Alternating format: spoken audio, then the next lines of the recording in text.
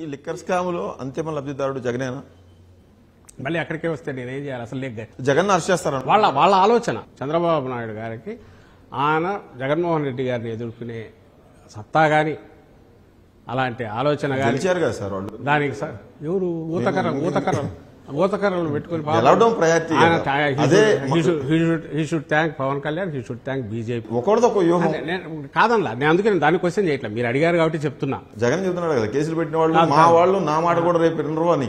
అవును, ఏది దీనికి సంబంధించిన నీ బిహేవియర్ వల్ల నువ్వు వేసిన విత్తనం వల్ల ఇలాంటి వచ్చే అవకాశం ఉంది నాయన. మాపు ఎందుకు నీ ఊరి నువ్వు వేసుకుంటున్నావు? డిసైడ్ అయ్యారు సార్ జగన్ ని అరెస్ట్ చేస్తారు, జైలుకి పంపిస్తారని? ఆయన అడగాల, మమ్మల్ని అడిగితే ఏం చేస్తాం?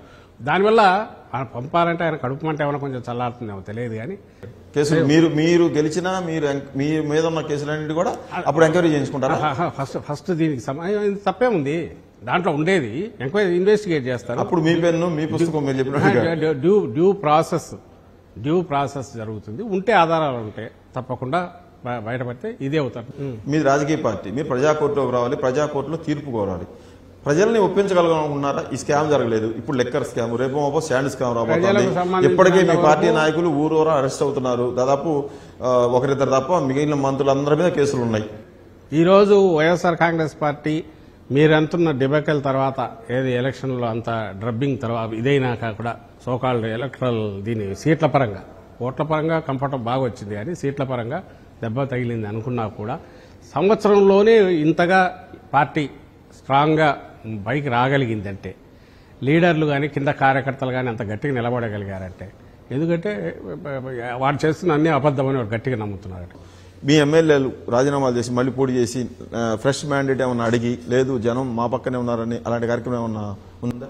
అసలు నేనేమంటున్నా అంటే ఈ మధ్య వేరే ఎవరు కూడా నన్ను అడిగారు, ఏమంటే రాజీనామా చేసే ఆలోచన ఉందని. దానికి దీనికి సంబంధం ఏముంది? అసలు ఎందుకు చేయాలి? ఒకటి ఫస్ట్ థింగ్, దాన్ని చేసినందువల్ల ఏం ప్రూవ్ అవుతుంది? ప్రత్యేక హోదా కోసం మీ ఎంపీలతో రాజీనామా చేయించారు కదా. ప్రత్యేక హోదా కోసం అదే ఇది కూడా అలాంటిదే కదా. ఇప్పుడు అధ్యక్షుడి దగ్గర నుంచి కింద ఉన్న కార్యకర్త వరకు కేసులు పెట్టినారు కదా. చంద్రబాబు నాయుడు అనే వ్యక్తి తప్పుడు కేసులు అనేవి వరుస పెట్టి ఇవే చేస్తా అంటాడు. మిమ్మల్ని పిలుస్తాడు, బెదిరించేది కన్ఫెషన్ తీసుకుంటాడు, ఇంకోని బెదిరించేది చేస్తాడు. వాటన్నిటికీ రాజీనామాలు చేయడం కాబట్టి రోజు రాజీనామాలు చేస్తుండాలి, రోజు పోటీ చేస్తుండాలి. ఇవి ఏవి జరిగినా సీరియస్ ఇష్యూస్ ఏమున్నాయో వాటిని వదిలి అయితే మేము ఫ్రివలస్ వీటి మీదకి పోము. దీనివల్ల ఏమంటారు, జరిగేది ఏం లేదు, భయపెడతారు, కొన్నాళ్ళు జైల్లో పెడతారు. దీని నుంచి బయటపడడానికి మోడీ సహకారం కానీ సహాయం కానీ ఏమైనా అడిగారు? దాన్ని అసలు పట్టించుకు కేర్ చేస్తాంటే కదా. ఎస్, సఫరింగ్ ఉంటుంది. ఇండివిజువల్స్ ఎవరైతే ఇప్పుడు అరెస్ట్ అయినారో ప్రతి ఒక్కరికి ఇదేం ఘోరమని అనిపిస్తుంటారు. ఎందుకంటే